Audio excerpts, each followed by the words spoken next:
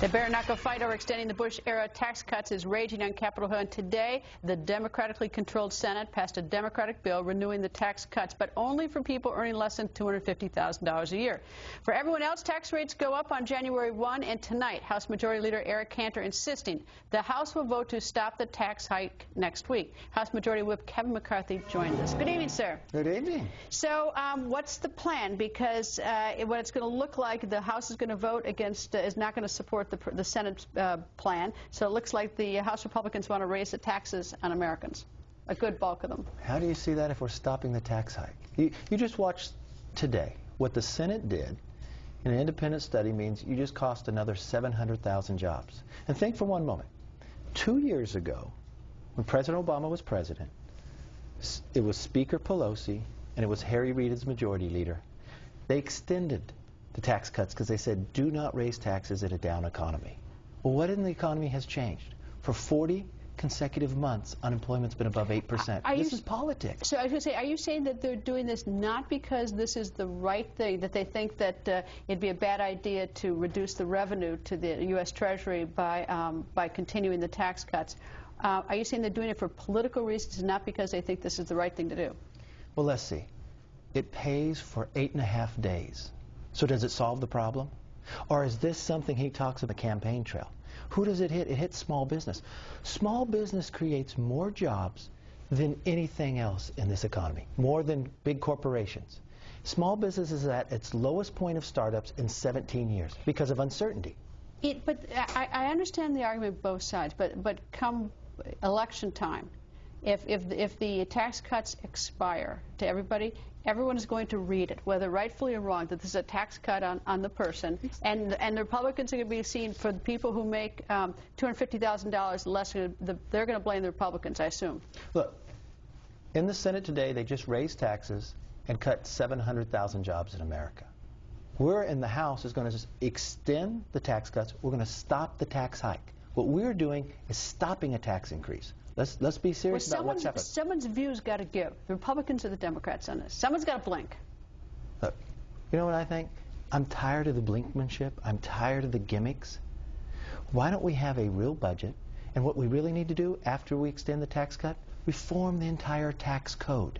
Well, that's the Republican bill in the House, as I understand it. Exactly. The plan that you have. We lay out a principle and framework, and we put it out to the American public. Remember, this is the same Senate that's never even produced a budget when you've had trillion-dollar deficits 4 years in a row. So who's serious about politics? Who's serious to the American public about what we believe in and what we think is going forward? This should be the city of ideas. Give us some new ideas. Let's move this country forward. Tell me what's going to happen. I mean, you're going to vote next week, and the Republican bill will pass in the House, right? I mean, I expect that, don't you? Well, I expect that. Okay. 2 years ago, you had 139 Democrats vote to extend it. You know who else was one of them? Debbie Wasserman Schultz, the DNC chair. Now, there's 89 of them still in there. Why would they change their opinion now? Okay, so it's going to happen. So we fully expect the Republican bill to pass. Then what happens? Moves over to the Senate. And then what happens? Well, if Harry Reid continues his behavior before, it'll sit there, and probably after the election, then he'll take it up. You know what that means? It's all about politics. Okay. And the Senate bill that was voted on today, what happens to that one? Where's that one going? That's going to you guys, right? Well, they haven't sent it to us, but if you read the Constitution, Article 1, Section 7 of the Constitution says all tax revenue starts in the House, so you can't even start it in the Senate.